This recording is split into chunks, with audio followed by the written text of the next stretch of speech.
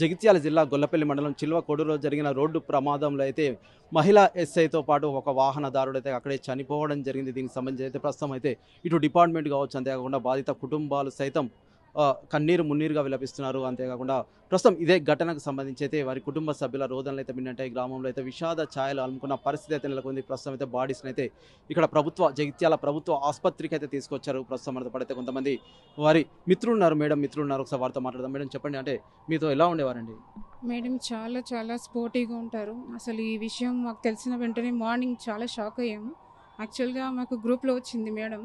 నిన్నటి వరకు కూడా మేము మాట్లాడుతున్నాము మేడంతో. అసలు ఉమెన్ అంటే ఎలా ఉండాలి, మాకు ఇన్స్పిరేషన్ అంటే తనే. బికాస్ చాలా సార్లు కూడా వచ్చిన 2 monthsలోనే మాకు మేడంతో చాలా అటాచ్మెంట్ జరిగింది. తను ఉమెన్ అంటే ఎలా ఉండాలి, ఇలా ఉండాలని చాలా ఎంకరేజ్ చేస్తూ ఉండేవాళ్ళు మాకు. నైట్లో కూడా మేడంతో నేను కేసెస్ చాలాసార్లు రావడం జరిగింది. అప్పుడు కూడా మేము రావడం జరిగింది మా భరోసా సెంటర్లో. నేను ఒక స్టాఫ్ని. మేడం చాలా ఎంకరేజ్ చేశారు. కేసెస్ వచ్చినప్పుడు కూడా ఎలా ఉండాలి అనేది కూడా అప్పుడప్పుడు మేడం నన్ను ఎంకరేజ్ చేస్తుండేవారు. ప్రస్తుతం అయితే మీరైతే భరోసాలు అయితే ఉన్నారు కదా, దీనికి సంబంధించి అంటే ఎటువంటి కేసులు వచ్చేవి, అంటే వారికి సంబంధించి అయితే బాధితులకు ఎలాంటి స్వాతంత్రం చేకూర్చడానికి అయితే మేడం ఎలా ఉండేవారండి? భరోసాకి యాక్చువల్గా పోక్సో కేసెస్ వస్తాయి అండ్ రేప్ కేసెస్ వస్తాయి. సో మేడం వచ్చిన 2 monthsలో చాలా బాగా డీల్ చేశారు, బాగా చూసుకున్నారు. స్టేట్మెంట్ రికార్డింగ్ అంతా మా భరోసాలోనే జరుగుతుంది.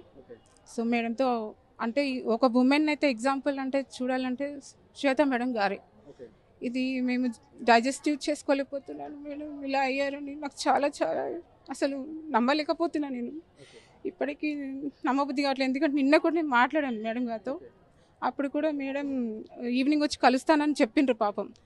సో నేను మాకు ఈరోజు కలుస్తారేమో అనుకున్నాను, కానీ ఇలా అవుతుందని అస్సలు ఊహించలేదు. ఓకే, అంటే మీకు ఎప్పుడు తెలిసిందండి? అంటే దీనికి సంబంధించి అయితే ప్రస్తుతం అయితే అందరూ షాక్లో ఉన్న పరిస్థితి నెలకొంది. అంటే డిపార్ట్మెంట్కి సంబంధించి కావచ్చు, అంతేకాకుండా కుటుంబ సభ్యులు కావచ్చు, ప్రతి ఒక్కరైతే షాక్లో ఉన్న పరిస్థితి ఉంది. మీకు ఎప్పుడు తెలిసిందండి విషయం? మార్నింగ్ మాకు గ్రూప్ ఉంది కదా, యాక్చువల్గా భరోసా గ్రూప్ ఉంది. ఆ గ్రూప్లో మేడం గురించి న్యూస్ రాగానే షాక్ అంటే షాక్ అయిపోయాం. ఓకే, అంటే మీకు ఎన్ని రోజుల నుంచి సాన్నిహిత్యం ఉందండి మేడంతో? 2 months అవుతుంది. Just 2 months. మేడం కోరిట్ల నుండి మా దగ్గరికి ట్రాన్స్ఫర్ అయ్యారు. ఉమెన్ ఎస్ఐగా మాకు ఇన్ఛార్జ్ భరోసా సెంటర్కి జగిత్యాల.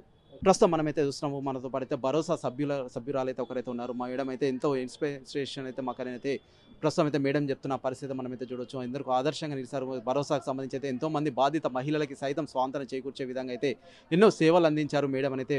వారి సేవలు అయితే కొనియాడుతున్న పరిస్థితి మనమైతే జగిత్యాల ఏరియా ఆసుపత్రి దగ్గర అయితే చూస్తున్నాము. ఏదేమైనప్పటికైతే వారి మరణం వారి కుటుంబ సభ్యులకు అయితే తీరని ఈ శోకమైన మిగిల్చింది అని అయితే ఇప్పుడు ప్రస్తుతం అయితే ఒక అధికారి చెప్తున్న పరిస్థితి మనమైతే జగిత్యాల ఏరియా ఆసుపత్రి వద్ద అయితే చూడొచ్చు.